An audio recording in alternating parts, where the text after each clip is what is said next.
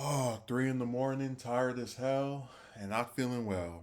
President Joe Biden on Monday announced that he is commuting the sentences of 37 of the 40 people on federal death row, converting their punishments to life imprisonment just weeks before President elect Donald Trump, an outspoken proponent of expanding capital punishment, takes office.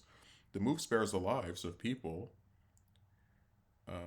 this damn thing, convicted in killings, including the slaying of police and military officers, people on federal land, and those involved in deadly bank robberies or drug deals, as well as the killing of guards or prisoners in federal facilities. The decision leaves three federal inmates to face execution. They are Dylan Roof, who carried out the 2015 racist slayings of 9 black members of the Mother Emanuel AME Church in Charleston, South Carolina, 2013 Boston Marathon bomber, I don't even know how to pronounce that guy's name, and Robert Bowers, who fatally shot 11 congregants at Pittsburgh's Tree of Life Synagogue in 2018, the deadliest anti Semitic attack in U.S. history. I've dedicated my career to reducing violent crime and ensuring a fair and effective justice system, Biden said in a statement. Today, I'm commuting the sentences of 37 of the 40 people on federal death row to life sentences without the possibility of parole.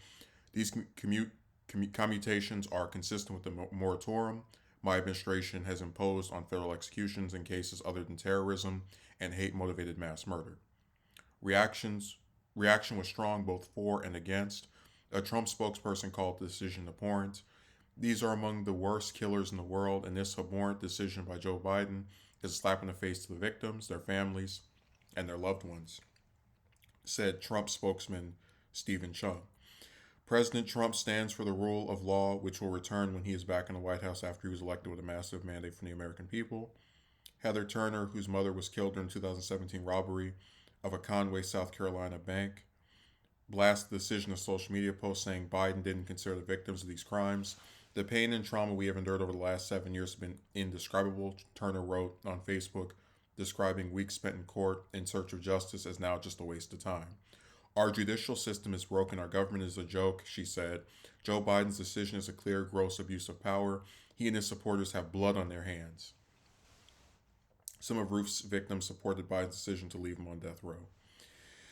Anyways, I don't want to get into reading that whole thing.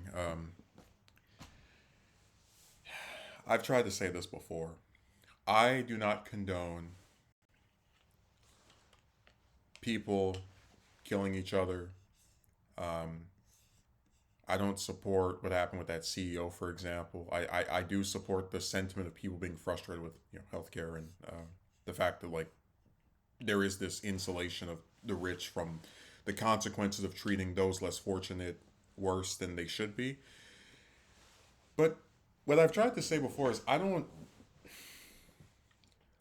like that we're put in this position where we have to tell people who are personally affected by this stuff, oh yeah, you're wrong for feeling that way.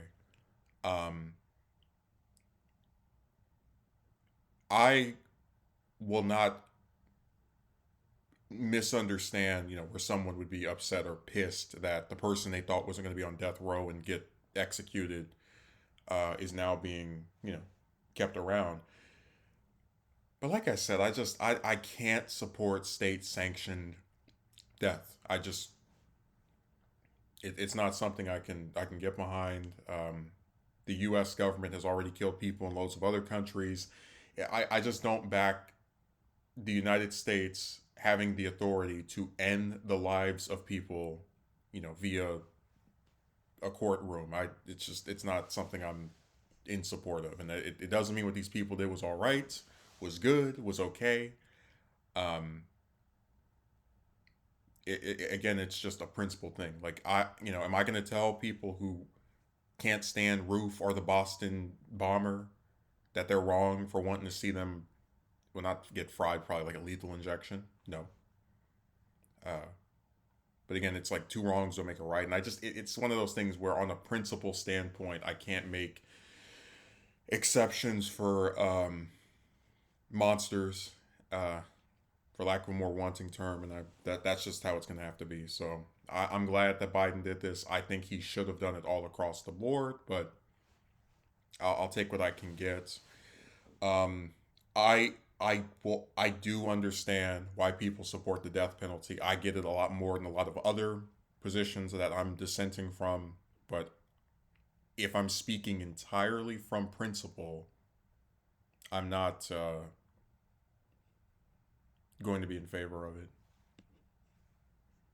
under any circumstance.